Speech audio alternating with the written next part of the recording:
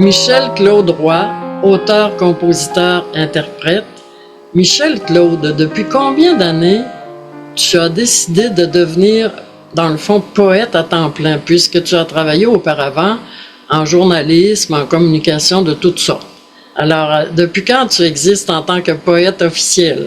Oh, officiel, je sais pas, mais dès mon adolescence, j'ai toujours été intéressé par la lecture, l'écriture, mais dès mon adolescence, l'été, j'avais 14 ans, puis cet été-là, il a fait beau, puis j'ai commencé à écrire de la poésie, bien appuyé sur un érable en face de la maison de mes parents, puis je faisais ça de nuit, hein. L'inspiration, c'est de nuit.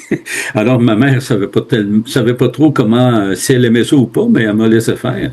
Et puis euh, progressivement, je me suis mis à écrire des chansons. J'écoutais beaucoup de musique. À cette époque-là, j'écoutais de la musique américaine. C'était le rock, Jimi Hendrix, ces choses-là. Et puis, j'ai fait des pastiches. Je composais en anglais un peu sur le modèle de ces chansons-là. Puis, j'en suis venu à écrire en français, bien sûr, puisque c'est ma langue. Et à écrire des chansons. J'ai commencé à écrire mes premières chansons autour de cet âge-là. Et mon premier emploi, Joanne, ça a été musicien. J'ai appris par moi-même les rudiments de la batterie. Je n'étais pas un technicien. Par contre, j'ai toujours été fasciné par ça. Mon cousin m'avait donné des baguettes. J'avais 7 ans. C'était des immenses baguettes. Je pourrais te montrer ça un jour. Il m'en reste une. Alors, il m'avait dit, toi, là, t'as le rythme en toi, alors vas-y donc, pratique avec ces baguettes-là, tu vas voir, ça va assouplir tes poignets, puis tu vas pouvoir faire du jazz. Lui, il est un maniaque de jazz. Alors, à 18 ans, mon premier emploi, ça a été ça. Je suis parti en tournée avec un groupe de musique formé de gens de la région, des gens de Saint-Odilon, Frampton, et moi qui étais de Beauzeville, qui est né à Beauzeville, pardon. Alors, à 18 ans, en pleine tempête hivernale, en janvier 73, on part pour Chappé. Eh bien, tu étais chanteur à ce moment-là dans le groupe? J'étais surtout batteur, mais je faisais quelques chansons que je chantais très mal parce que j'avais aucune technique vocale. Et puis, j'avais pas la maîtrise de cet outil-là, on va dire, mais je faisais de mon mieux pour chanter. Par contre, j'étais là comme batteur et puis je laissais pas ma place. Là. J'accotais les gars ben comme il faut, là. Mais dans le fond, ça a toujours été en toi, puis comme à tous les artistes, on pose la question, qu'est-ce qui t'inspire dans le fond? Après avoir écouté tes œuvres, t'es magnifique. Évidemment, c'est le cas de le dire, ce sont des chansons à texte.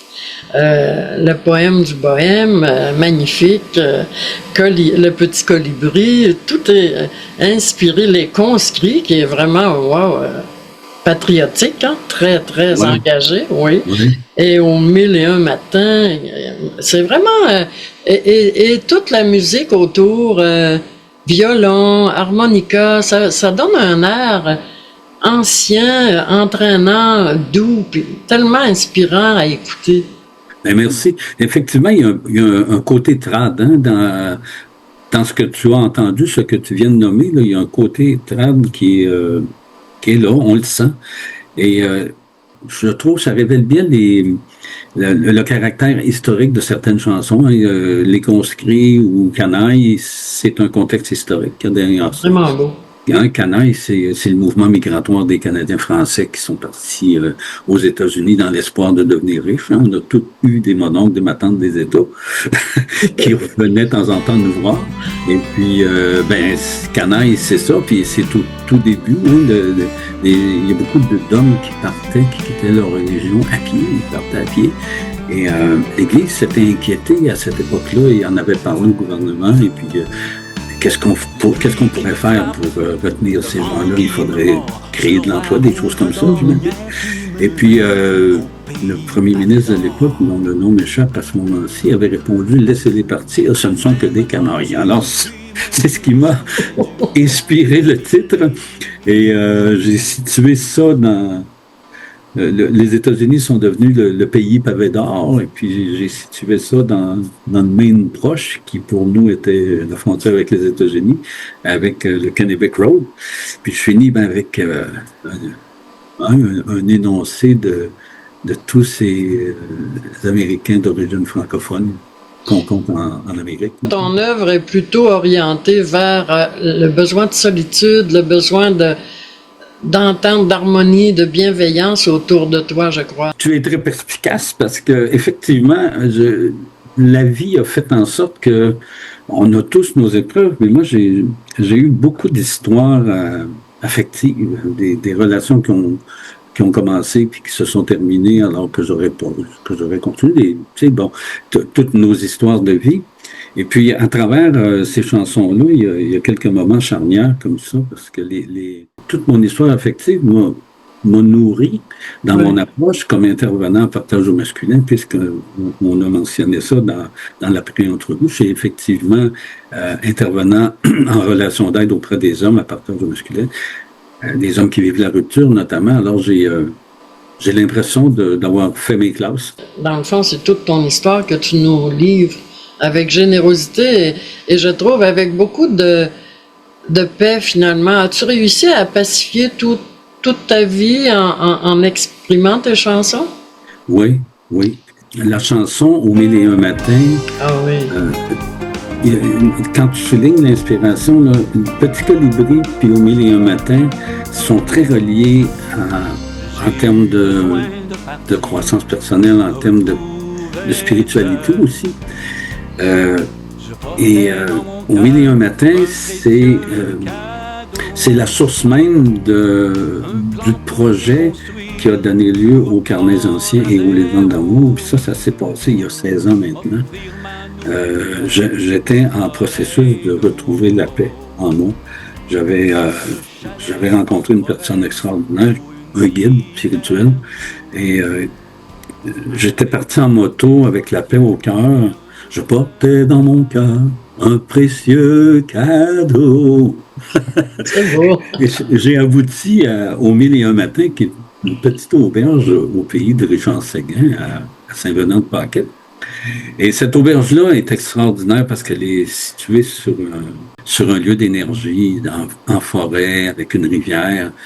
Et là, j'ai connecté, là, vraiment, c'est à ce moment-là que l'auteur-compositeur a vraiment éclos, parce que j'avais fait des tentatives, mais là, c'était clair pour moi, j'allais faire de la chanson, puis j'allais faire mes chansons un jour dans un spectacle, et puis à l'origine de ça, il y a cette chanson-là où je parle de ces lieux-là, au milieu du matin, où j'avais puisé l'inspiration nécessaire, puis vraiment une aventure solitaire, comme tu dis, en solitaire, mais au milieu des éléments de la vie qui sont de la lumière, l'eau, le feu et l'air. Si je parle pour moi, j'ai besoin de cette, pas cette solitude, mais de cette, on va dire une coquille. C'est comme retourner dans le sein maternel, dans le fond. Il faut comme reconnecter avec soi, puis en reconnectant avec soi, on reconnecte avec l'univers. Donc, on est seul, mais au milieu de tout. Et c'est là qu'on peut capter, parce que j'ai l'impression qu'on capte beaucoup de ce qui est déjà en train de circuler dans l'énergie autour de nous. La chanson Petit Colibri, c'est une vraie histoire, c'est une histoire authentique. J'étais en couple avec une autochtone des Sipites à cette époque-là. On parle de 2022. Et on sort, on venait de dîner, moi, elle et sa mère. Et on sort prendre l'air sur la galerie. Puis moi, j'étais assis sous un fuchsia. Arrive alors un colibri. On est tous les trois sur la galerie, puis le colibri arrive et il se met à butiner au-dessus de ma tête. Puis tu sais comment c'est beau un fuchsia. Et les colibris en raffolent.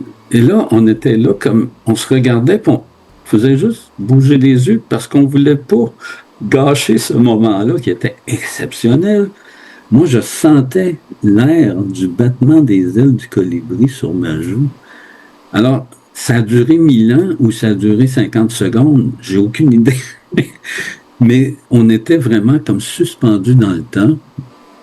Et quand ça s'est terminé, là, on s'est dit les uns aux autres, on a bien vécu ça. C'est arrivé pour vrai, là.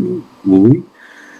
Bon, j'ai dit, moi, je m'en vais à côté, à l'appartement de ma conjointe. Je m'en vais à côté, je prends ma guitare, puis je compose une chanson.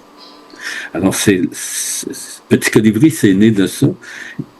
Et ça a vraiment été l'inspiration qui a, au milieu du matin, c'était 15 ans plus tôt, ou 13 ou 14 ans plus tôt. Puis Petit Colibri est venu relancer tout ça, le mouvement.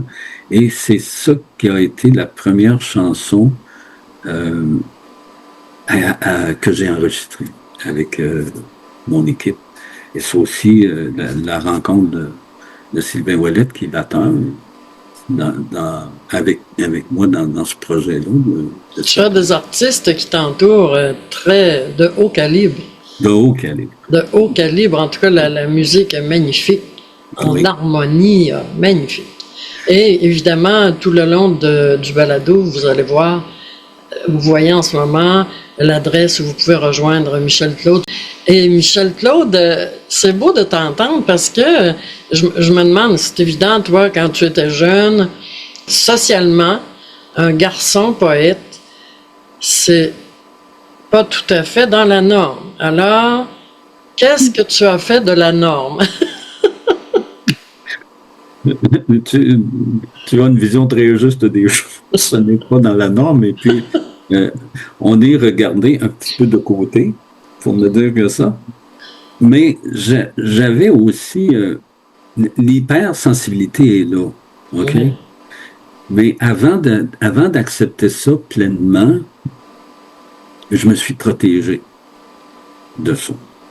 Donc, j'ai érigé des barrières autour de moi, puis une de ces barrières-là, faisait de moi peut-être un passif agressif.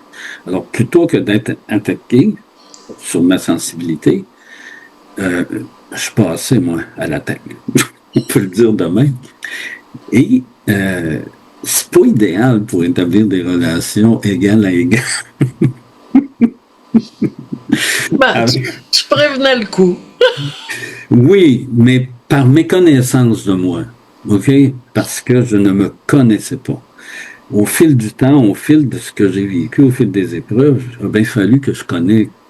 Et j'ai vécu une situation sur laquelle je ne m'étendrai pas parce qu'on en aurait pour des heures, mais on va appeler ça une ouverture du cœur dans mon corps de lumière. On va appeler ça juste comme ça.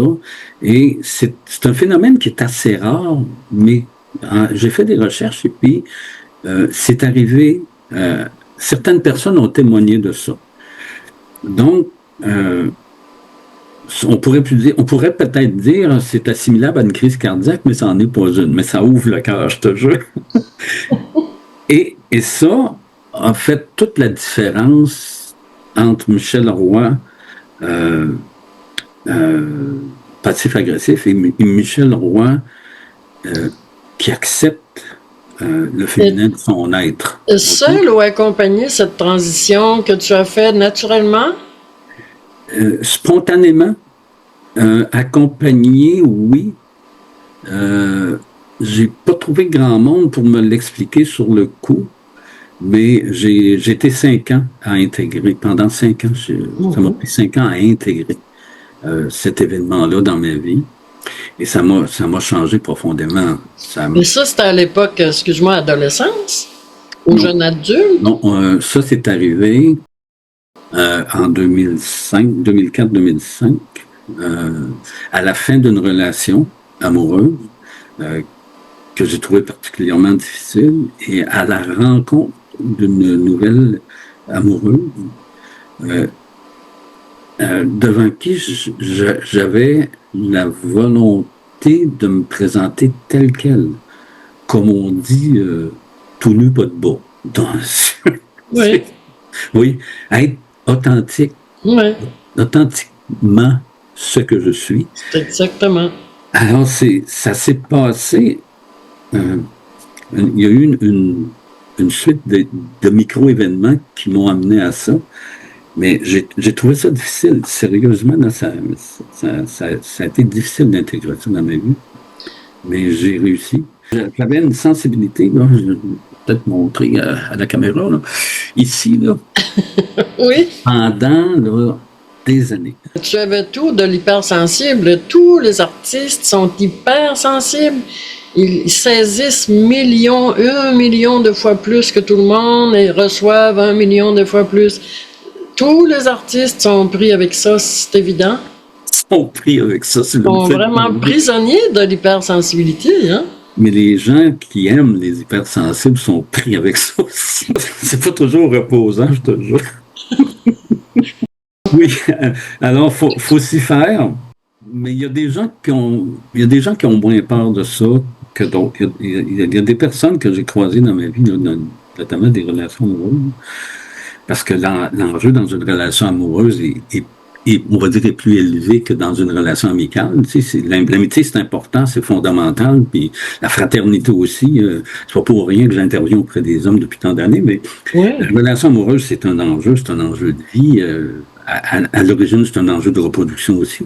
Mais c'est l'amour, le sacré, la relation d'amour, moi, ce sont mes thèmes par excellence dans mes chansons, avec évidemment l'histoire, puis mais il y a de l'humour aussi. Là. Je n'oublie jamais l'humour, parce que humour et amour, ça vient très bien ensemble. Donc, il y a des gens qui sont plus à l'aise avec ça, que ça bouleverse moins que d'autres. Je te dirais qu'il y a une boucle qui s'est bouclée. Il y a une boucle qui s'est bouclée en 2025. Il y a 53 ans, quand je suis parti en tournée à Chapet avec un groupe de musiciens comme batteur, Chapet, c'est le bout du monde. On est parti dans une tempête de la neige, on est tombé en panne dans le parc de Chibougamau, on est arrivé dans un hôtel où les Autochtones étaient parqués dans un coin, puis les Blancs dans l'autre. Il y avait ça hein, comme réalité. Puis bon, moi, j'avais 18 ans, je venais d'avoir 18 ans, je suis tout impressionné par ce que je vivais. Là. Ce sont des moments exceptionnels. Et là, en quête de gloire, je découvre un soir le premier amour de ma vie. Ça fait partie, ce sont des paroles d'une chanson que je viens d'écrire, que je te cite là. Ah oui? Tu fais pousser des fleurs. Elle fait pousser des fleurs, elle fait pousser des fleurs dans mon cœur, naïf et pur comme des enfants. Une main au cœur, on se fait serment.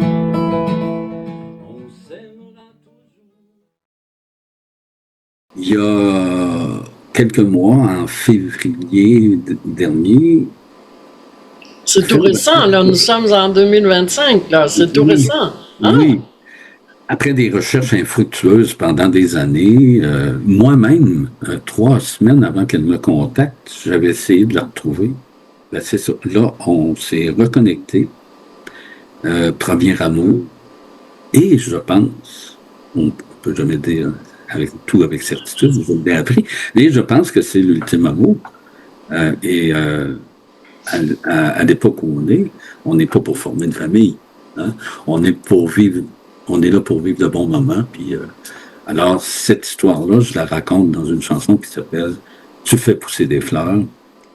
Pour être reconnu professionnel au sens de la politique, on va dire, du Québec et du Canada, pour appliquer sur des programmes, si on veut, des programmes de soutien, ben, il faut remplir certains critères.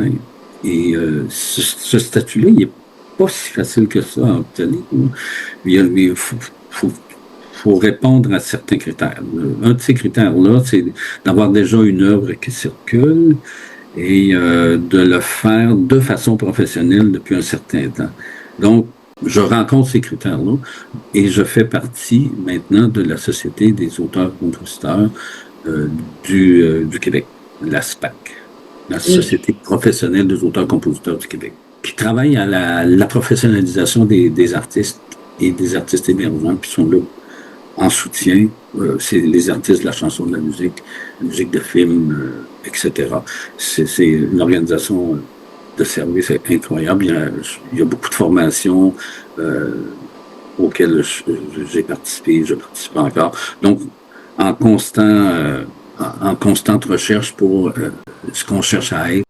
Michel Claude, nous sommes au Québec, Canada. Les personnes qui nous écoutent de l'extérieur du monde, c'est évident que pour eux, c'est peut-être un petit peu loin de participer à tes spectacles, mais ils peuvent toujours le faire en référence sur ton site.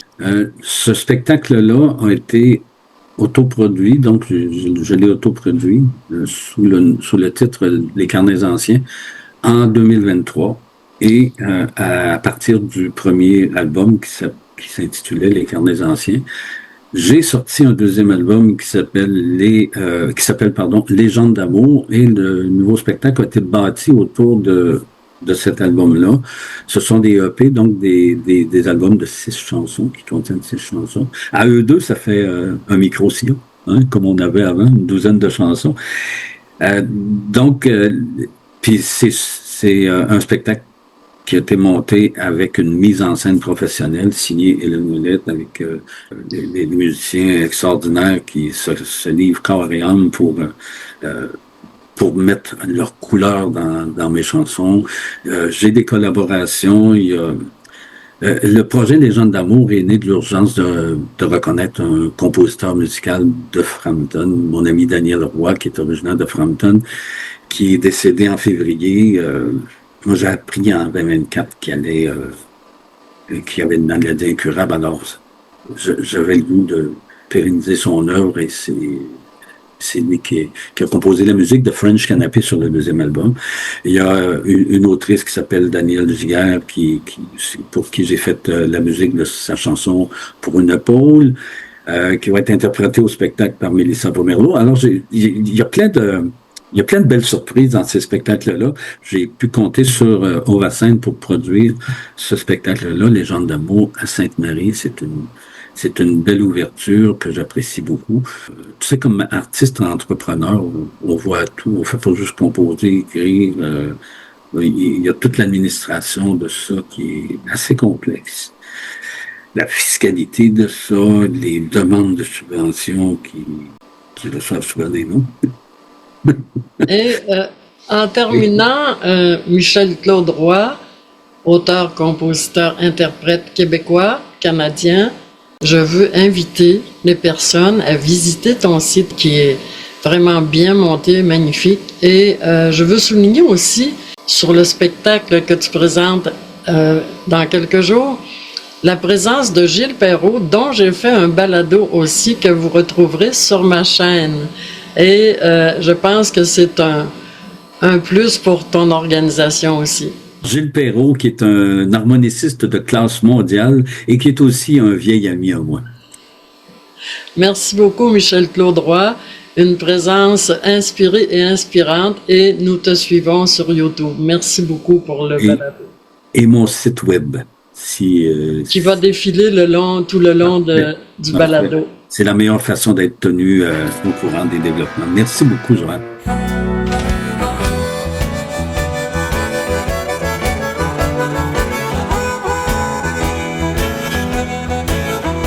Jamais pu m'accrocher nulle part. Je pose mes godasses à temps partiel. Jamais je vais accrocher nulle part. Ma liberté, c'est de l'or en bord. Écoute mon poème, puis monte avec moi dans le carrousel. Jamais pu m'accrocher nulle part. Y es-tu trop tôt, y es-tu trop tard? Jamais je vais accrocher nulle part. De mes premiers pas jusqu'à l'âge d'or. C'est-tu un handicap karmique ou psychédélique?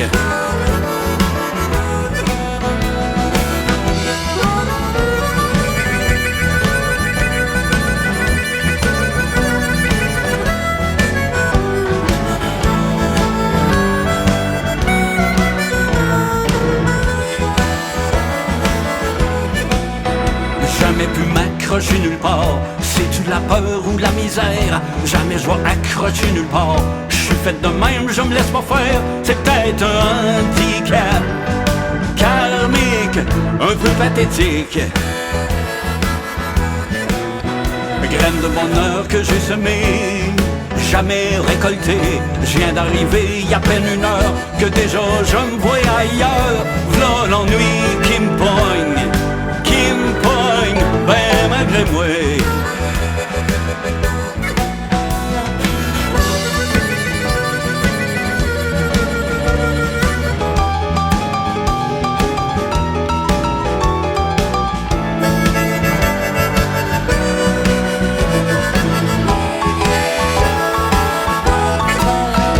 Jamais pu m'accrocher nulle part. Je pose mes godasses à temps partiel. Jamais je vais accrocher nulle part. Ma liberté c'est dans mon bord. Écoute mon poème, puis monte avec moi dans le carrousel. L'amour fou, l'amour doux, le cœur à la fête, que le temps s'arrête. Je m'accroche aux jours, je file toujours. Je suis bien prêt pour un soir à coucher ici puis à te parler d'amour.